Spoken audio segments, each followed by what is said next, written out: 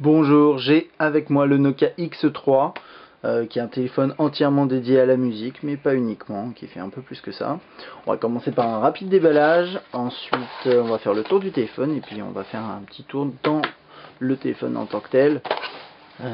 Alors hop, qu'est-ce qu'on a dans la boîte? Un chargeur étrange, c'est ce type de port, alors que je croyais qu'on était passé en micro USB de base chez Nokia et apparemment non, en tout cas pour l'entrée de gamme c'est pas le cas. Il y a des écouteurs intra-auriculaires, donc ça c'est bien.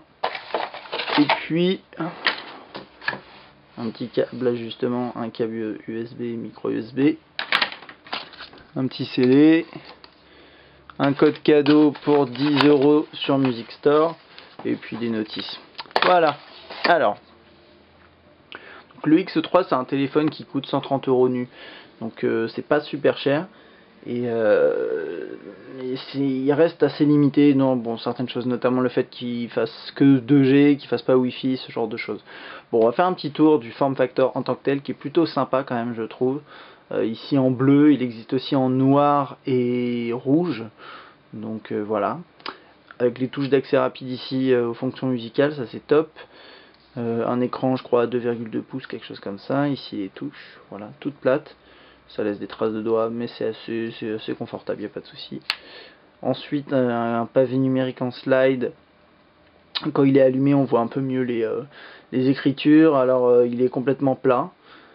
Moi, je suis pas ultra fan, mais ça reste utilisable. Il n'y a pas trop de soucis. Là, on dirait de l'alu brossé, c'est pas mal.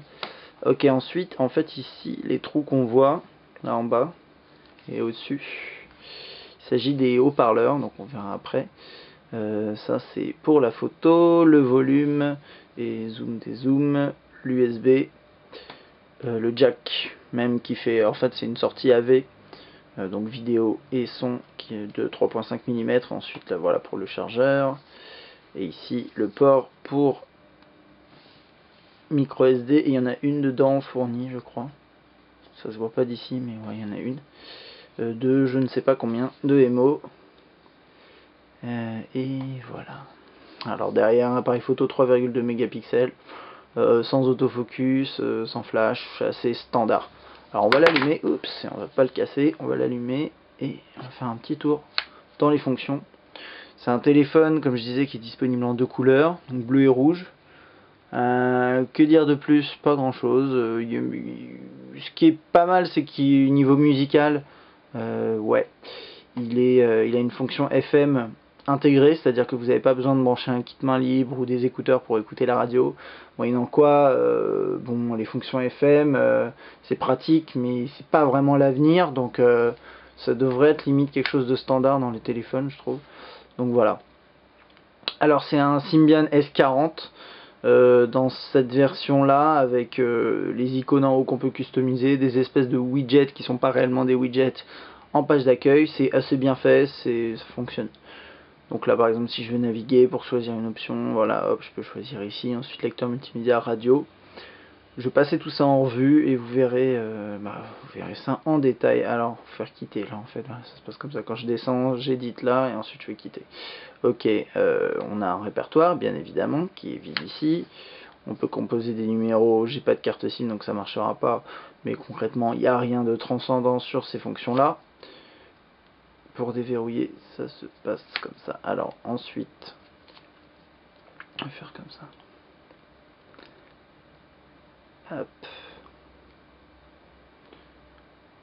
Là on a un accès rapide à certaines fonctions, c'est des choses qu'on peut customiser. Bon ok, alors le menu, c'est un menu très classique avec ici la messagerie, nouveau message, blabla. Voilà, alors ce qui est assez sympa, c'est ici on a un module qu'ils appellent conversation.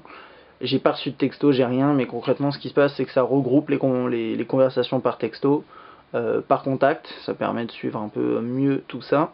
Donc ça c'est pas mal.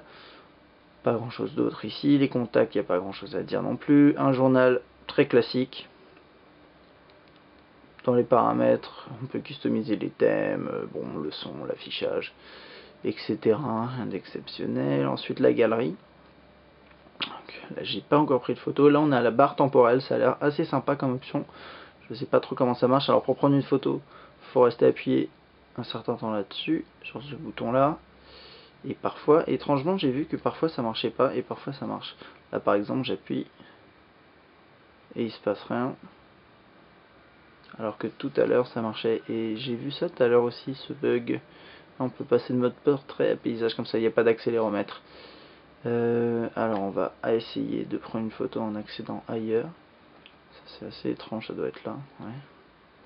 Bon, ça je sais pas, c'est peut-être ma version qui a un petit bug. Donc les photos, rien d'exceptionnel comme je disais. Bam, pas d'autofocus. Le traitement est relativement rapide. Ouais, sauf que là on voit supprimer qui est en gris. Et si je fais supprimer, il va me dire traitement de la photo, option non disponible.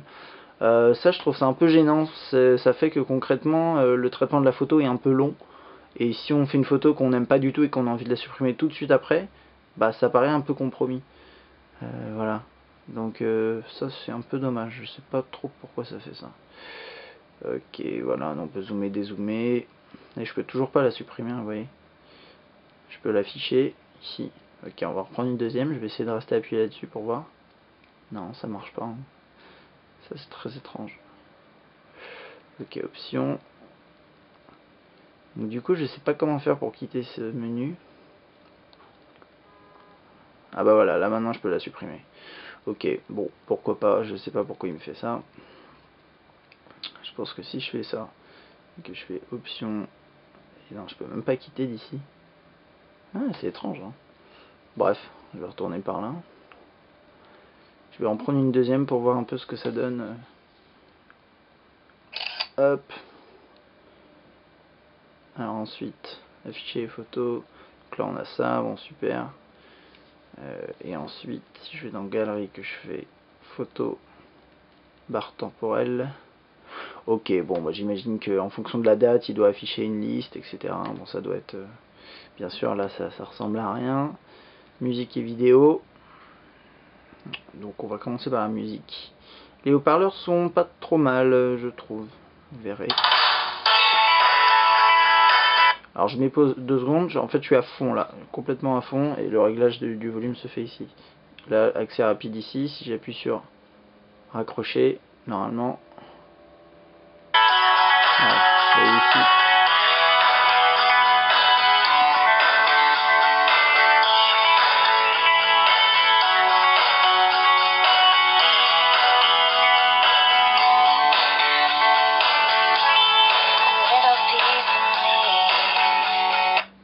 Voilà, j'appuie sur suivant.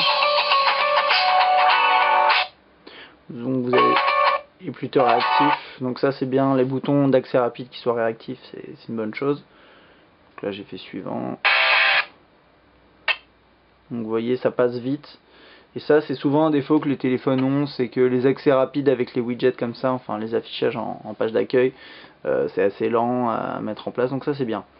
Maintenant on a, oups, on va écouter, je vais vous montrer l'agenda, mais rien d'exceptionnel. Voilà, c'est un agenda classique. On peut défiler, on peut rajouter des... on peut rédiger des notes, différentes choses, jour spécial, anniversaire, etc. Voilà. Toc, et on a Ovi Maps, qui est en soi assez étrange, il n'y a pas de GPS intégré, donc à mon avis il faut avoir un GPS externe en Bluetooth. 2008, l'Inde suggère l'ouverture de discussions au niveau des affaires étrangères. Donc ça c'est pour la radio, j'ai déjà scanné les différentes stations, ça marche assez bien. Et donc, ce qui est assez cool, c'est que on l'a en page d'accueil, en fait il s'affiche comme ça, comme un gros module. Donc là je peux avancer. On voit là-haut, ça avance, vous voyez. Tac, tac, ça c'est mes stations mémorisées. Et le son... Jean Lebrun, c'est à vous. Bon, sympa. Donc ça c'est plutôt bien, hein. Le module est bien fait. Si je fais retour, là on a radio ici. Si je fais play, donc voilà, je fais play ici, il met directement la radio. Toc ici, c'est pas mal. Ok. Que dire de plus sur ce téléphone, mis à part ça? Voilà, vous avez vu un widget email, donc on peut aussi lire ses emails, mais je dois admettre que ce genre de téléphone, en plus en 2G, ça doit télécharger assez lentement, c'est pas forcément super adapté. Ensuite, niveau application, on a finalement des possibilités, mais pas grand chose.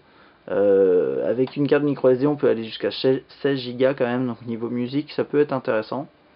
Alors voilà, on a quelques jeux préinstallés, souvent c'est des démos. Il y a souvent des petits écrans de chargement comme ça entre les parties. C'est assez pénible. Ouais, il y a MSN par exemple, ce genre de choses. Et Ovistore, compatible Ovistore, pourquoi pas. Donc voilà, donc ça c'est le Nokia X3 à environ 130 € nu. Voilà. Et ben j'espère qu'il vous a plu ce test et je vous dis à